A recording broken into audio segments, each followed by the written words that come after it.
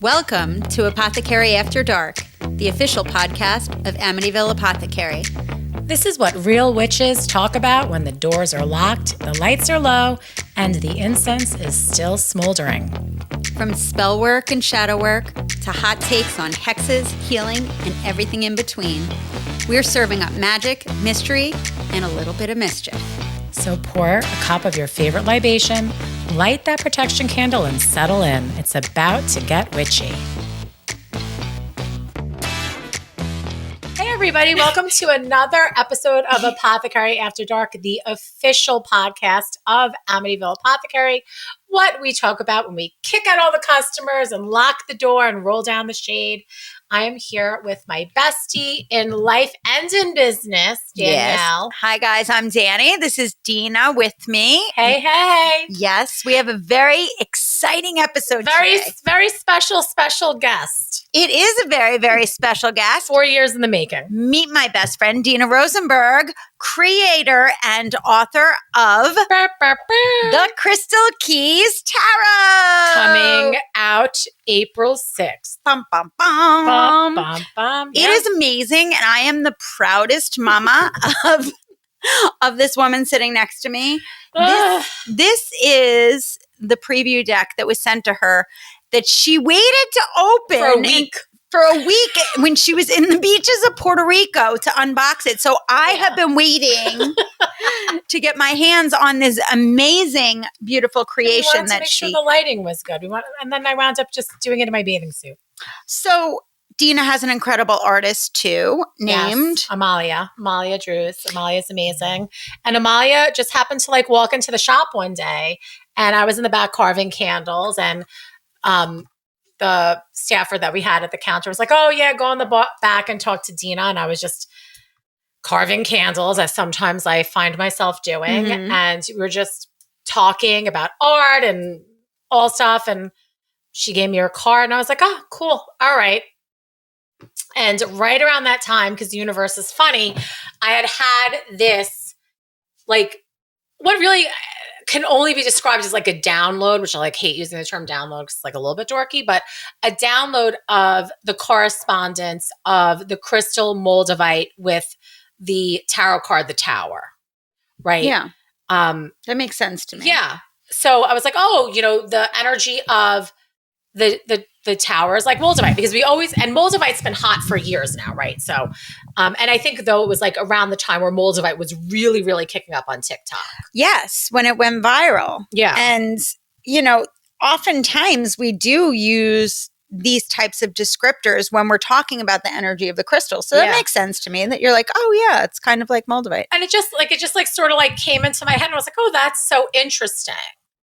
And then I started thinking about oh, maybe I should do that. Maybe I should put crystals with the tarot archetypes, because crystal definitions, I could sort of just rattle off. I know them for whatever reason. It's the thing that sort of just hits in my brain.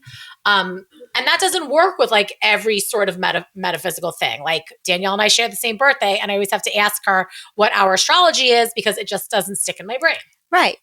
And mind you, everything that Dina's talking about was happening in her brain because she didn't tell me any of this as it was happening. No. So we share a lot, but this was a private thought sequence that Dina was experiencing. And she'll just put things into work privately, which is exactly how this played out. Yeah. So you're talking with Amalia, and then what? So I talked to Amalia, she gives me a card, and I was like, oh yeah, that's cool. Around the same time, I had that idea. So a couple of days later, I was just I texted her. I was like, hey, I have an idea for a project.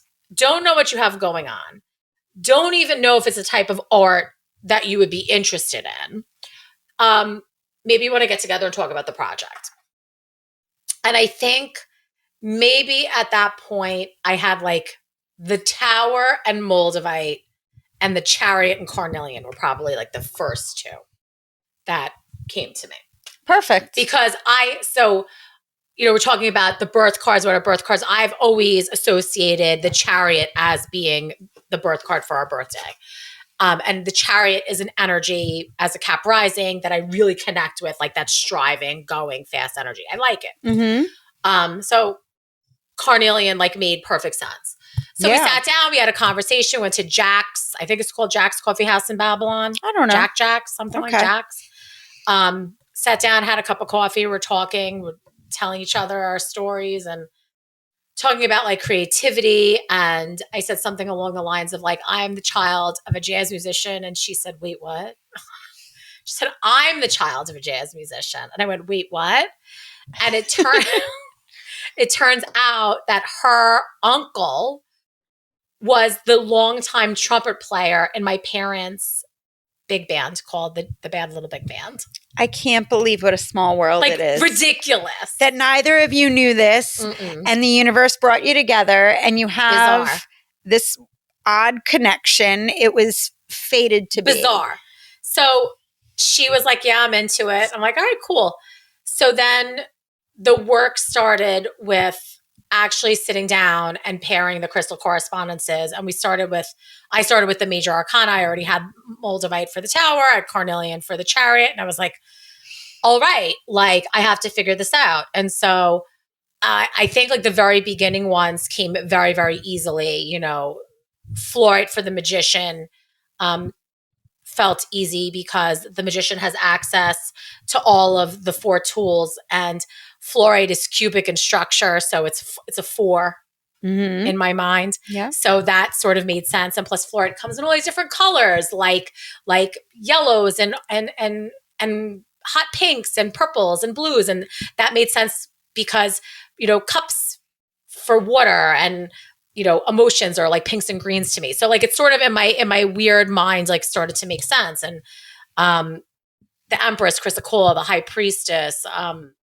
Selenite, the Emperor is Pyrite, which is also a 4. He's the 4 and it's a 4.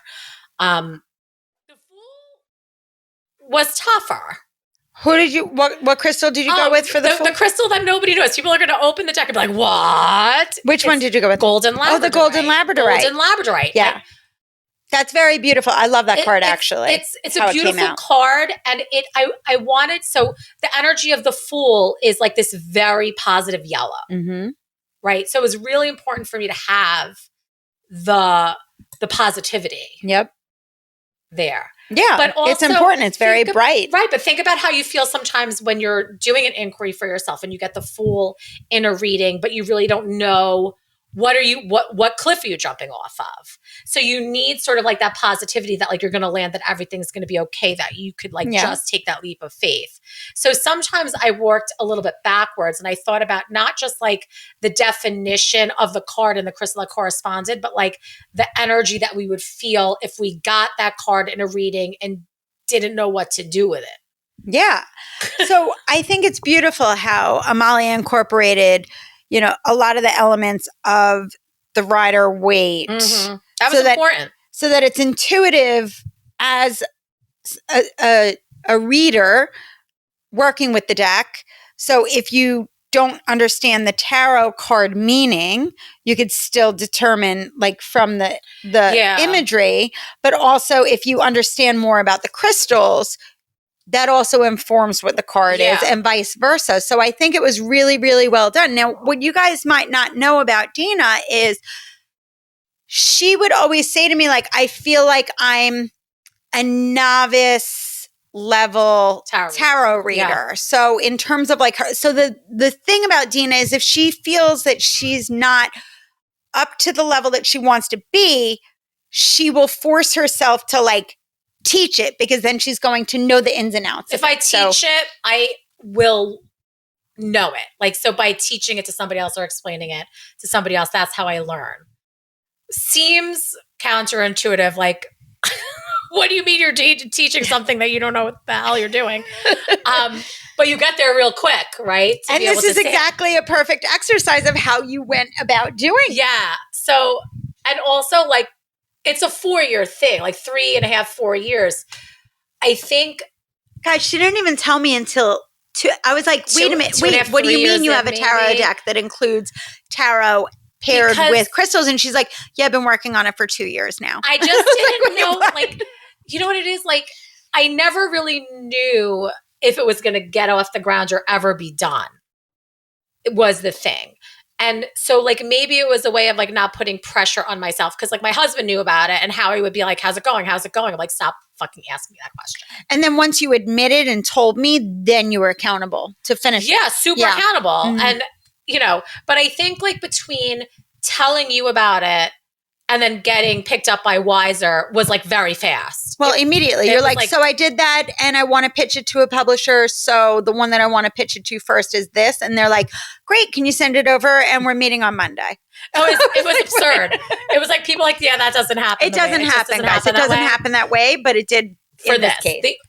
You know, and even like now seeing the deck, it's like I can't even believe that this is something that was done. Like it's so beautiful. That I wrote this, that like we like, you know, and I really had only met, I think Amalia and I had only met in person like 4 times over the course of all the years. Like we would like text, we would like run lists back and forth. I mean, really the first year was me working on the associations of the major arcana, and forget about, you know, Judgment and Temperance, those two bitches. I know how much you love those. Those 2 bitches were rough. So they sort of had like slashes where it was like question marks of like, you know, is it, I think what would I say? Temperance. Put a pin in it. Well, Temperance was Dan Bright and she ran the art for it. And it just like, and Dan Bright, I don't even think is in the deck. It just was really hard to show Dan Bright.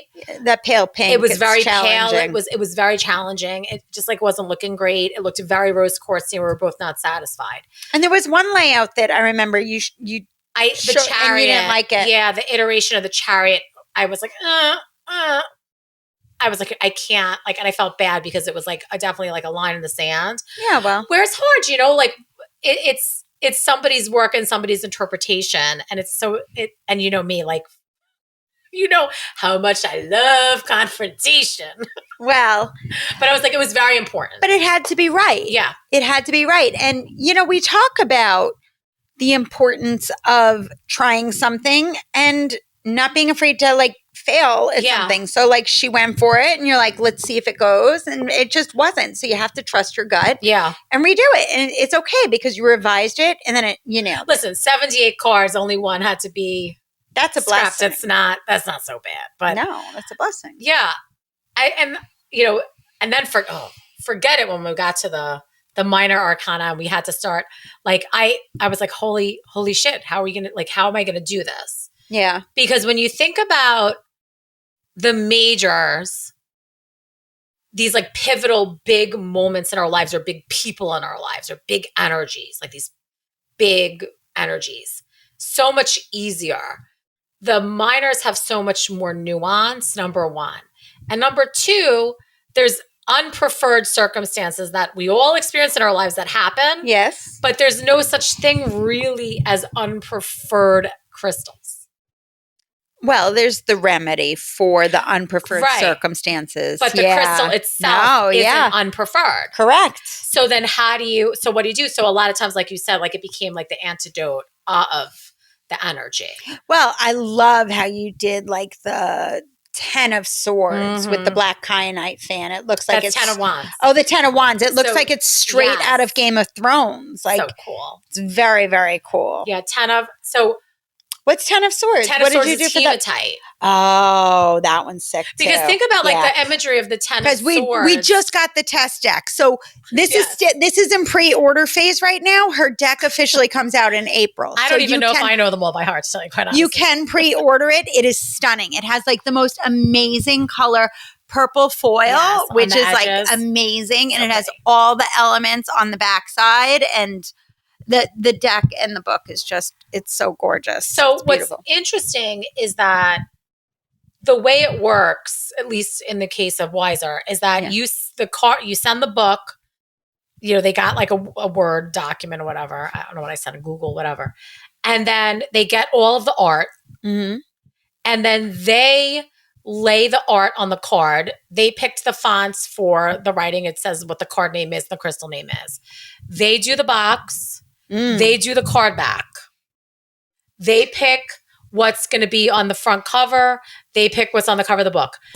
When I tell you that the card that they picked to be on the cover of the box is the Queen of Swords. The Queen of Swords is alexandrite. Alexandrite is a very rare color changing mineral. And the reason why I picked it is because I think the honesty and wisdom of the Queen of Swords is very rare in people. But when Amalia had sent me that art, I had it as like my screensaver for a very long time. It's beautiful. On top of the fact that in the Thoth deck, the Queen of Swords is our birth card. That is our birth card, yeah. It is in the Thoth. That's what, yeah. So that's the one I've always identified as our birth card, aside from the other system. Yeah. So in the Thoth deck, it's the Queen of Swords. And if you want to know what yours is, Lon Milo Duquette wrote an amazing book, I think it's called Understanding the Thoth Tarot. And anyway, if you look up Duquette, you'll see it. And he goes through how to figure it out. It's amazing. And I couldn't believe how gorgeous it was. I had it on my screensaver. And when I saw the layout for the box, I was like, holy crap, did you know that that's my birth card? Yeah. So really cool. So they had no idea. It's beautiful. Yeah. And it's very dramatic. It's dramatic. It's beautiful. And then for the book, it's the Empress. And the Empress is gorgeous. Chrysocolla. She's pregnant, as she is in the card, but she's holding basically what is Earth. And Earth sort of connects me so much to the card Chrysocolla and connection. It's really, really beautiful. And she took a lot of actual photos and imagery of crystals. Actually, in the Emperor card, I had given her my piece of pyrite that I'd gotten from Harvey, and I think she photographed it, and it's in the deck. Beautiful. So like super insane. So you're going to see that the cards are very textural. They're not so many human beings in the deck. I want to say the Empress, the Shadow of the Fool, and the Empress, I think, are the only two people. And then it's really just a lot of texture and crystal texture. And symmetry, like and the symbols, the symbolism of the rider weight. So, for example, in the Hermit card, which is Labradorite, it's focusing on the Hermit's lantern. The lantern, which is very dramatic with all the different colors from the Labradorite. It's very, very beautiful, and it's great. So anybody that wants to learn more about crystals, it's very, very thorough and very deliberate. As to how you came about the pairing. Yeah. And so it's very informative in that regard. And here's the thing that I think we've answered this question a million times, because so many times beginner practitioners or baby witches, whatever you want to call it, will come into the shop and they're overwhelmed and they don't know where to start. Right. But ultimately you get to a point where a lot of the systems and a lot of the crystals and tarot and astrology, they all do start to converge. And so it was really important for me to take the energy of the crystals and get them into the Rider Smith-Waite, which the Smith-Waite deck is right off to the side. She's like my trusty, tried and true girl. Like I even brought her to Puerto Rico. So, I don't want people to be overwhelmed. I want them to be like, oh, I understand, tarot, or I understand crystals. So now I'll be able to inform my readings with both of that energy. So, it's super fun. And it's just really pretty. It's just pretty. Listen, we sell a lot of tarot decks. Right. Well, I love the Six of Cups is rhodochrosite, and rhodochrosite's one of my favorite crystals. It's healing of inner child, but it's also igniting and rediscovering your inner child. And the Six of Cups signifies a nostalgia, but going back, hearkening to a time where you had a joyous childhood event or occasion or memory. So it is thinking back to that time of innocence. So the card itself actually looks like it's out of the game Candyland. It does. It's so Candyland. It's so beautifully articulated. I think it's going to be a really fun, beautiful, creative deck for people to dive into because there's so much to garner from it. It's beautiful. here's the 5 of cups here. It's just, she's just so pretty. And then, you know, you're going to find some crystals where you're going to be like, what do you mean rose quartz isn't the lovers? Yeah. What do you mean rose quartz is the world? Because that's what I did. I try to really challenge the way you think about the crystals and some of the maybe more surface level definitions you have. Here's the world here of the cards. I mean, of the crystals. So for the lovers, I chose ametrine because I don't see the lovers as just being about relationships. I see the lovers as the joining of opposite forces and of the alchemical wedding of the masculine and the feminine, which is why I picked ametrine, because ametrine is the feminine of amethyst and the masculine of citrine coming together. I love that. Yeah, a little different, a little tricky, fun, right? Cool. Yeah. So that's the story. So you guys can pre-order it through our website if you would like. I highly recommend it. Also, Dina has created a series of spreads. So when you get bonus spreads. Yeah, you get bonus spreads as well as you can get a signature of the product. Then you can also get it all the other places where you purchase. Like the Jeffrey Bezos. Yes, it's going to be widely distributed. Ask if you don't live local to us, ask your local metaphysical shop to carry it. It's being offered through Wiser Books and I believe Watkins overseas. Yeah, Crystal Keys Tarot. There's a tarot spread in the deck, as well as I forgot how many. I think I did 5 additional spreads that you get as a bonus. So if you pre-order it, slide into our DMs, show us your receipt, give us your email, and we'll send you the PDF of the extra PDFs. So to pull like some cards for the collective from now until next, should we just pull them all from your deck instead of like, I don't want to use my other deck. I want to use your deck. I also want to say I did write the book, and the book is really from a place of self-reflection because that's how I read tarot. I use tarot as a tool of self-reflection, of revealing my subconscious, my inner self, what I need to be aware of. So it's sometimes I could, there were times in edits where my editor was like, too harsh. Wow. I was like, yeah, probably. Yeah. And also keep in mind, we're very New York. You guys hear Dina's accent. So sometimes we just say what we say. And they're like, oh, well, how else can we say that? Yeah. Maybe let's, and I'm sad rising. So, sometimes I'm the direct. It's so funny too, because I'm dying to know, like, I don't know, like, my editor, I don't know like how old they are, but I had said something like I had written like, you know what they say about opinions, ... And then she wrote, no. Well, I go, they're like assholes. Everybody has one.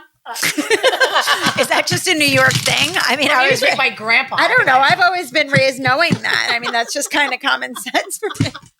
All right, pick one. Pick what you want. I want this. I want this card right here. Oh. Ace of Pentacles. Ace of Pentacles. I'll take that. I'll take an Ace of Pentacles. Ace of Pentacles is Tiger Eye. Yep. And Tiger Eye is a stone of like unabashed confidence, I think, and like personal power. Mm-hmm. And vitality. Yes, which you need. Yeah. And is there a rabbit in that one? So yeah. The hand of the ace is like, here's this beautiful golden coin, and Tiger Eye is going to give you the confidence to see your ideas of prosperity and how you can manifest something, right? Because the pentacles are all about manifesting here in the present moment in this 3D world, right? It's not ethereal. It's like making shit. And the ace holds unlimited potential, and the hand coming out of, it's divine opportunity, yours to seize. So what'd you pull? So we get, it's interesting. So we have another pentacle, which is interesting. And I really do actually like these two together because this is all about balance. It's about riding the line. Number? I got 4. I got the 4 of Pentacles, which is petrified wood. And it's riding the line between, sort of all of this possibility, but then discernment. And structure. And structure and order. So like the fours are structural, and petrified wood is actually a quartz-based crystal that used to be a tree. So it used to be alive, and now it's petrified. It's now a rock. And it connects us to earth and structure and all the lessons of everything that came before us. But it also is stone. So it has within it, too, the lesson of not being too structured, too ordered, too stoic. So like I said, this is like a really good sort of yin and yang message of, yes, be open to all the possibilities, but also like rein it in, right? To like what can you do? What's possible? What have you experienced in the past? How can your past inform how you move forward? Yeah. Right? I love it. So cool. But but what she did here, which was so wise, is she has the arms of, in the original writer, Waite Smith, you see the guy has his arms like around the coin, and within the wood, you'll see the arms, and it's just so cool. So that's the lesson for the collective. The message for the collective is that we have a lot of possibility to make abundance for ourselves, but like in all things, use discernment and use our lessons to inform how we move forward in our future. It's so beautiful, and I'm so proud of you. Thank and you for being my cheerleader. Well, always. But I encourage you all to get your pre-orders in, because you will definitely want this as part of your collection. I personally can't wait to get my hands on my personal copy. And it's just, there's so much to learn and to garner from this. And it's really brilliant and beautiful. So congratulations. Thank you. And guys, let us know what questions you have, what you think, what you love, what your feedback is, because Dina would love the feedback. Love it. We love to hear it too. And, I hope this is informative to you, and we will see you during the next episode. And let us know what else you want to hear about and what questions you may have. Thanks for joining, guys. We'll see you soon. See you next time. Bye. Bye-bye. That's all for tonight, witches, but the magic doesn't stop here. Be sure to follow Apothecary After Dark wherever you listen to your favorite podcasts. Leave us a comment or review. We'd love to hear what's stirring in your cauldron. And you can always find us at shopamityvilleapothecary.com or at Amityville Apothecary across all the socials. Until next time, keep your wards up, your wands at the ready, and your spell work sharp.